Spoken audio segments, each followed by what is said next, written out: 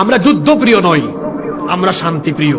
কিন্তু অশান্তির দাবানল জ্বালাতে জ্বালাতে যদি আমার দেশের মানচিত্রের উপরে শকুনের থাবা পড়ে, রসুলের হাদিস আজকে এখানে বলে গেলাম, এই হাদিসের শিক্ষা নিয়ে, গাজওয়াতুল হিন্দের চেতনা নিয়ে যখন এই দেশের 14 কোটি মুসলমান উগ্রবাদীদের বিরুদ্ধে মোকাবেলায় দাঁড়িয়ে যাবে, ইউনূস সাহেব বলেছেন 7 সিস্টারের কথা, আর রসুলের গাজওয়াতুল হিন্দের সেই হাদিস মনে করিয়ে দিয়ে গাজওয়াতুল হিন্দের চেতনা নিয়ে আমরা যখন নামবো, আমি বলে গেলাম শুধু 7 সিস্টার নয়, ভারত যদি বাংলাদেশকে অশান্ত করার জন্য দুই দেশের মুখোমুখি কোনো যুদ্ধের পরিস্থিতি তৈরি করে, ভারতবর্ষে আরেকটি পবিত্র যুদ্ধ অনুষ্ঠিত হবে।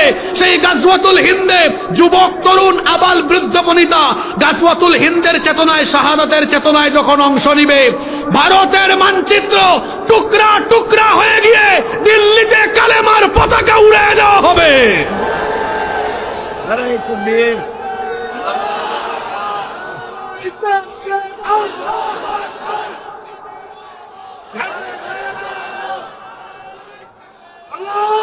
যাদের ইমানের ব্যাটারি ফিউজ হয়ে গিয়েছিল, ব্যাটারির চার্জ চলে গিয়েছিল, এখন কি চার্জ লুট হয়েছে? ভারত বাংলাদেশের সাথে কোনোদিনও পারবে না। এর কারণ 3টা। কোরআনে আল্লাহ আমাদের শক্তির কথা বলেছেন, ওই যে হিসাব। 2, রসুলের হাদিস আছে গাজওয়াতুল হিন্দে মুসলমান বিজয়ী হবে।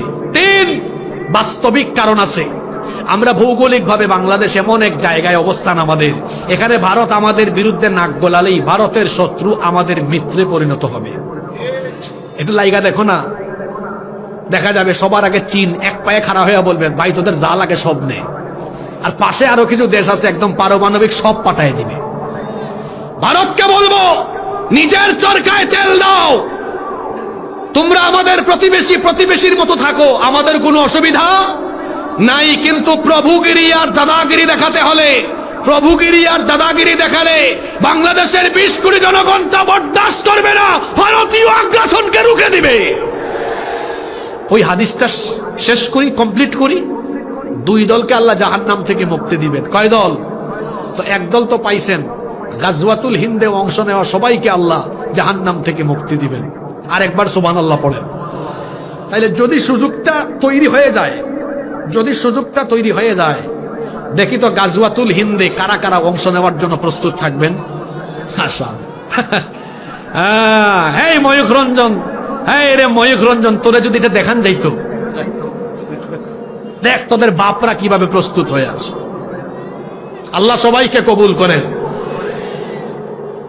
আর এক দল বাকি আছে না, ওই দলের পরিচয় শুনবেন না? আচ্ছা, ওয়াজ তো আজকে 2 ঘন্টা হয়ে যাচ্ছে, আপনাদের খারাপ লাগে না? আমি নিজে কোথাও এত লম্বা সময় ওয়াজ করি না, আজকে আমার রেকর্ডও ভঙ্গ।